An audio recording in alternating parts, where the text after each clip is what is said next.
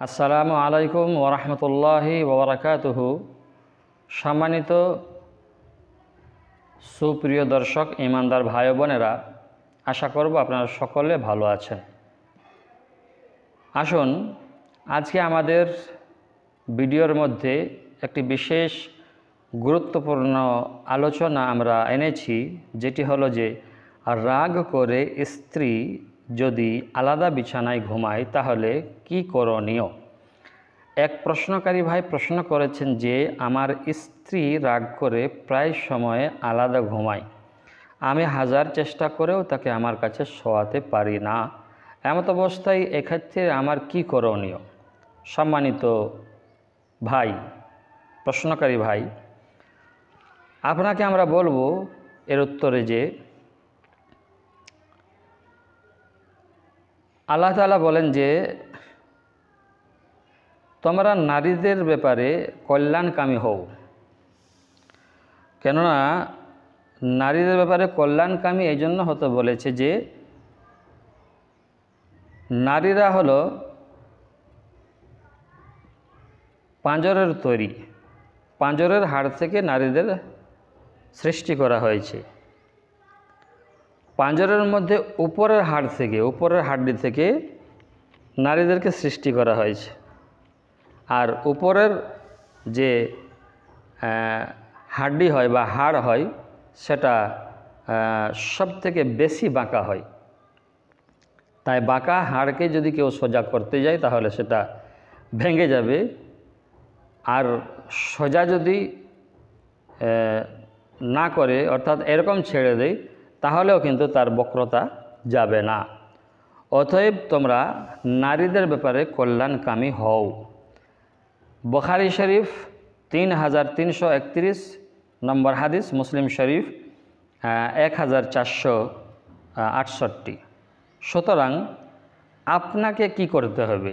আপনার স্ত্রী এরকম যদি করছে তাহলে আপনাকে তাকে আল্লাহর ভয় দেখাতে হবে এবং তাকে বলতে হবে, নসিহত করতে হবে যে দেখো তুমি এরকম করো না, কেননা এরকম করলে ফেরেশতারা অভিশাপ দেবে।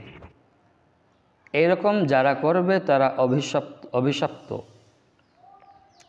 এক হাদিসে আছে, রাসূল সাল্লাল্লাহু তাআলা আলাইহি সাল্লাম বলেন যে কোনো স্বামী যদি তার স্ত্রীকে বিছানায় ডাকে ইচ্ছা পূরণের জন্য, তাহলে সে যদি না যায় তাহলে ফেরেশতারা সকাল পর্যন্ত অর্থাৎ যতক্ষণ যাবে না ততক্ষণ পর্যন্ত তার উপর অভিশাপ দেয়, অর্থাৎ সে অভিশপ্ত। স্বামী যতক্ষণ পর্যন্ত রাগান্বিত থাকবে ততক্ষণ পর্যন্ত অভিশাপ পেতে থাকবে। এটাই হলো হাদিসের কথা। বুখারী শরীফ 3237 এবং মুসলিম শরীফে 1436, আবু দাউদ শরীফে 2141, আহমদ শরীফে 7422, 8373, 8786, দারমি শরীফে রয়েছে 2228। তো এই যে হাদিসের কথা যে নারীদেরকে উপরিভাগের পাঁজরের হাড় থেকে সৃষ্টি করা হয়েছে, আর উপরিভাগের পাঁজরের হাড় সব থেকে বেশি বাঁকা হয়, অর্থাৎ সেটা যেরকম আছে সেরকম থাকতে দাও।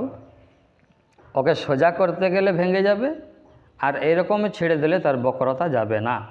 অতএব ক্ষেত্রে রাগ আমাদের করা চলবে না, কেননা রাগ যখন দুইজনের মধ্যে হয় মনোমালিন্য, আর এই নিয়ে যখন তর্ক বিতর্ক হয় তখন মাঝে একজন থাকে যেটা শয়তান।